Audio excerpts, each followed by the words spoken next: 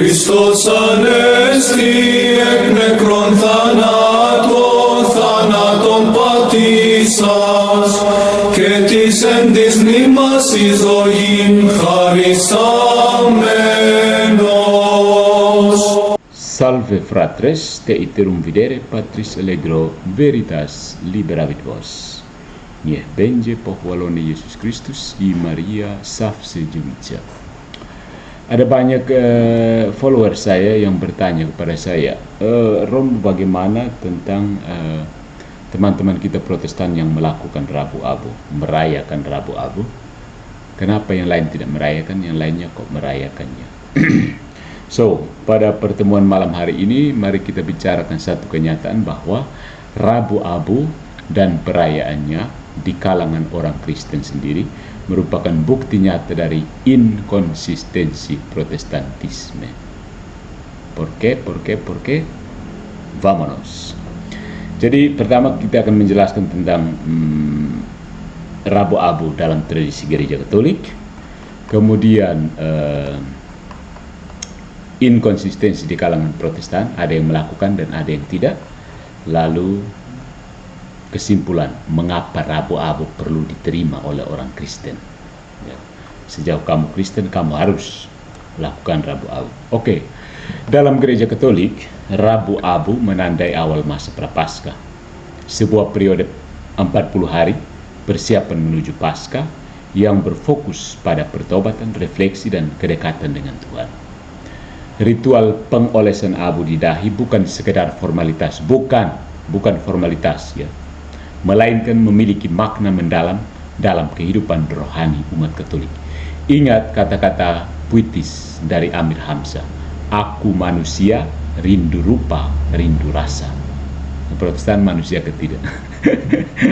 Oke, yang pertama ada dasar Alkitabiah dan tradisi gereja dari Rabu Abu yang menggegerkan kekristenan.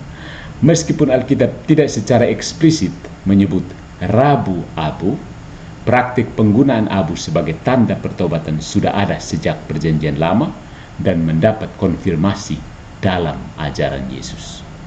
Kejadian bab 3 ayat 19. Engkau debu dan engkau akan kembali menjadi debu. Ini menjadi dasar pengingat akan kefanaan manusia. Ayub 42 ayat 6. Aku mencabut perkataanku dan dengan menyesal aku duduk dalam debu dan abu. Ini menunjukkan bahwa abu telah lama digunakan sebagai simbol pertobatan. Matius bab 11 ayat 21, ya, dari Perjanjian Lama ke Perjanjian Baru. Yesus menegur kota-kota yang menolak pertobatan. Jika di Tirus dan Sidon terjadi mujizat-mujizat yang telah terjadi di tengah-tengah kamu, sudah lama mereka bertobat dan berkabung dalam kain kabung dan abu. Selain itu, gereja Katolik tidak hanya berpegang pada sola scriptura, tetapi juga tradisi suci. Rabu Abu dikodifikasi. Ingat, dikodifikasi, bukan diinovasi. Rabu Abu dikodifikasi sebagai bagian dari kalender liturgi dalam Konsili Benevento tahun 1091, tetapi ini bukan inovasi, melainkan kelanjutan dari praktik pertobatan umat Kristen yang telah ada sebelumnya. Ya. Itu dasar Alkitab dan tradisi. Poin berikutnya adalah makna teologis dari Rabu Abu. Ritual ini bukan sekedar seremonial, tetapi membawa beberapa makna penting, signifikansi yang penting. Pertama, adanya kesadaran akan kefanaan. Sadar akan kefanaan ini bukan sekedar, oh ya saya sadar. Tidak, itu harus dirayakan secara kebertubuhan. Ingat, kembali ke manusia yang aku manusia, rindu rupa, rindu rasa. Pengolesan abu mengingatkan kita bahwa hidup ini sementara dan kita harus siap menghadapi Tuhan. Ya, kita nyatakan dengan cara apa? Cara seperti Rabu Abu. Tidak bisa bilang, iya, saya percaya saya ini fana. Aneh kan kalau beragama begitu doang. Panggilan untuk bertobat. Ya, jadi ritus ini menjadi pengingat bahwa manusia adalah pendosa dan harus kembali kepada Allah. Ya. Dan juga poin yang ketiga, bagian dari perjalanan bersama gereja. Bersama kata kuncinya. Ingat, kata kuncinya adalah bersama ya. Jangan terlalu egois. ini adalah momen di mana seluruh gereja universal bersama-sama memasuki masa tobat. Jadi pertobatan prapaskah itu bukan urusan pribadi, egoisme, aku dan Tuhanku. Tidak. Itu urusan gereja bersama-sama, gereja universal. Nah, pertanyaan yang berikutnya, mengapa Protestan ada? Oh ya dulunya, ya sekarang sudah mulai ada yang terima. Mengapa Protestan menolak Rabu-Abu? Why? ¿Por qué? Dlaczego? Sejak reformasi abad ke-16, banyak denom Protestan menolak Rabu-Abu dengan beberapa alasan utama.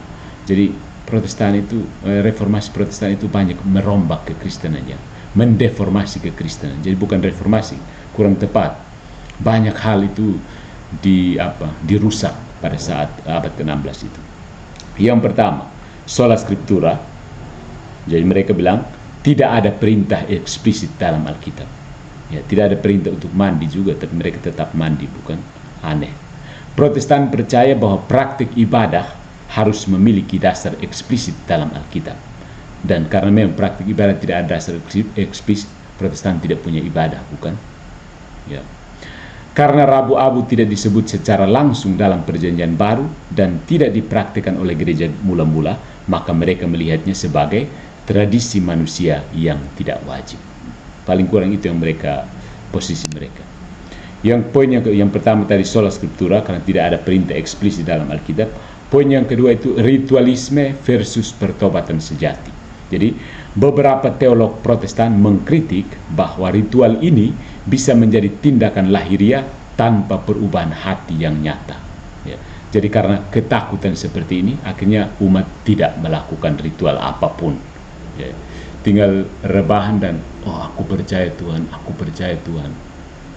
Beragama seperti ini kayaknya agak tidak nyambung ya. Paling kurang menurut saya. Mereka mengutip Yesaya bab 58 ayat 5-7, di mana Tuhan menegur umat Israel yang berpuasa dan mengenakan kain kabung, tetapi tetap melakukan ketidakadilan. Jadi mereka mengambil kasus tertentu untuk menghapus seluruhnya. Jadi seperti biasa, sikap Protestan itu throw the baby with the water. Itu kurang cerdas ya, tindakan orang yang kurang cerdas dan cermat. You throw the baby out with the water. Itu seperti seorang ibu yang kas mandi habis anak, harusnya buang airnya, dia buang dan bayi-bayinya sekalian. Itu botol, bukan? Poin yang ketiga itu penolakan terhadap inovasi, tanda petik inovasi dalam liturgi. Jadi menurut cita-cita reformasi, mereka bertujuan untuk mengembalikan gereja kepada kemurnian awal gereja Kristen, kemurnian ajaran Kristen awal. Tidak tahu yang dimaksud dengan kemurnian ajaran Kristen awal itu apa sih, begitu.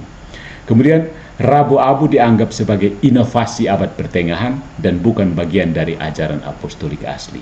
Nah, yang keempat sebenarnya juga ada ketakutan terhadap katolikisasi.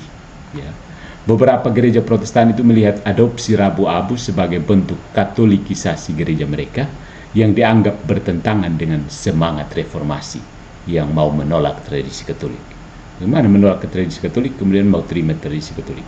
Mereka khawatir bahwa dengan menerima praktik ini berarti membuka pintu bagi elemen-elemen lain dari teologi Katolik yang mereka tolak, seperti penghormatan kepada orang kudus atau otoritas gereja. So, pertanyaannya adalah mengapa semakin banyak orang-orang Protestan yang mau merayakan Rabu-Abu, sebuah tradisi Katolik yang solid, punya basis tradisi dan kitab suci. Kita bisa melihat bahwa ternyata ada mereka punya alasan ya.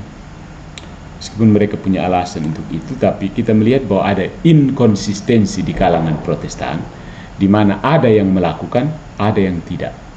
Ya. Yang ada yang melakukan itu alasannya apa, dan yang tidak itu alasannya apa. Heretik kan, pilih-pilih, heresi. Jadi kentara bahwa memang Protestantisme itu sebentuk heresi dalam kekristenan. Menariknya, meskipun banyak denominasi Protestan menolak Rabu-Abu, ada juga yang mulai mengadopsinya. Ini menciptakan inkonsistensi dalam tubuh Protestan itu sendiri, di mana sebagian menentang praktik ini, tetapi sebagian lagi melihat nilainya. Nah, mari kita lihat gereja Protestan yang menolak Rabu Abu itu biasanya dari kalangan Reformed. Setahu saya itu DKMYM, itu Reformed garis keras mereka. Baptis, Pentakosta itu cenderung menolak karena melihatnya sebagai tradisi Katolik yang tidak memiliki dasar dalam kitab suci. Jadi menurut mereka itu hanya tradisi Katolik. Ya.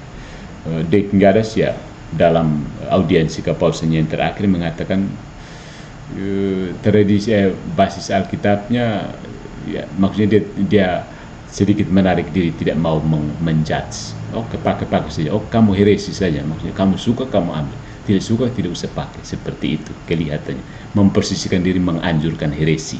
Ya. Mereka menganggapnya sebagai ritual yang tidak diperlukan untuk kehidupan rohani Kristen. Ya, mereka menjudge sendiri, bukan? So that's how heresy works.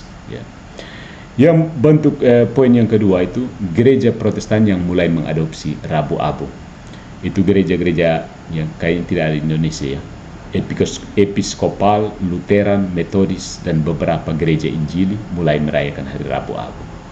Mereka melihat praktik ini sebagai bentuk kesatuan dengan tradisi kekristenan kuno tanpa mengadopsi doktrin Katolik sepenuhnya. Jadi mereka mencoba bahwa memang ini Kristen kuno seperti ini, jadi ini bukan tradisi Katolik doang.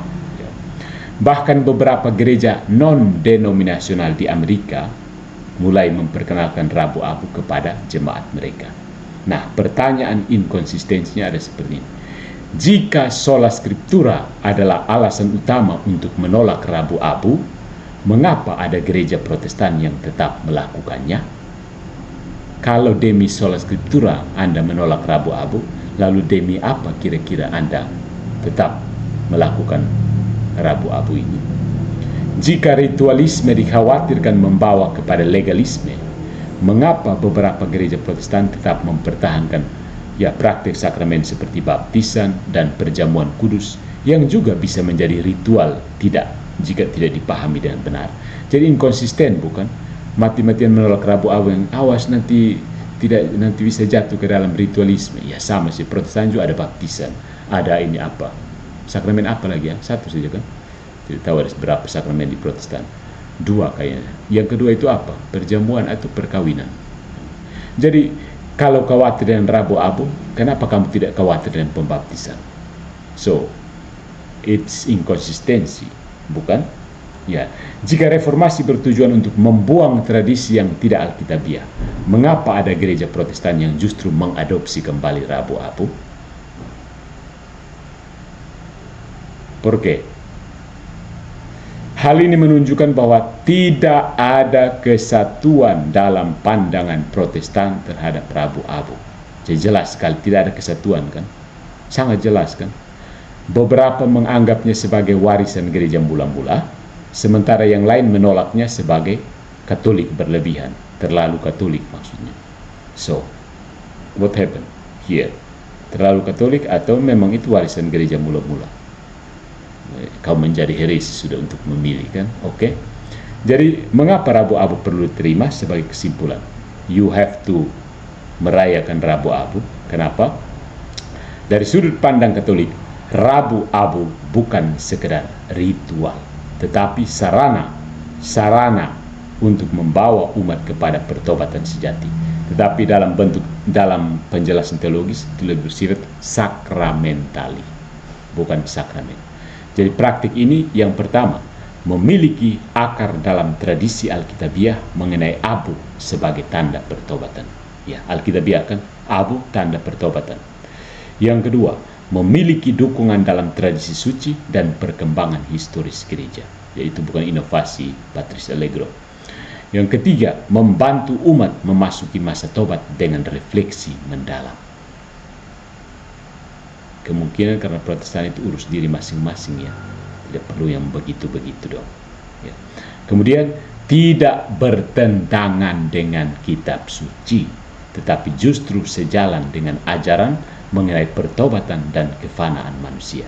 Sementara itu, posisi Protestan terhadap Rabu Abu tidak sepenuhnya konsisten.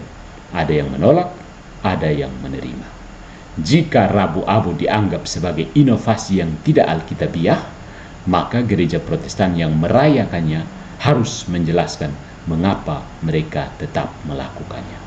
Kalau memang itu inovasi yang tidak alkitabiah. Terus, kalau itu adalah warisan gereja mula-mula, kenapa Protestan yang lain tidak melakukannya? Pada akhirnya, yang terpenting bukan sekedar ritualnya, tetapi makna di baliknya.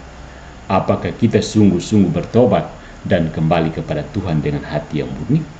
Jika ya, maka Rabu Abu adalah alat yang membantu umat beriman dalam perjalanan rohani mereka. Protestan tidak butuh alat lagi, kan? Jadi bagaimana? Let me know your thought here. Komentar kamu apa? Jadi kenapa kamu tidak sepakat soal Rabu Abu? Ini kentara bahwa memang Protestan tidak jelas, kan? Oke.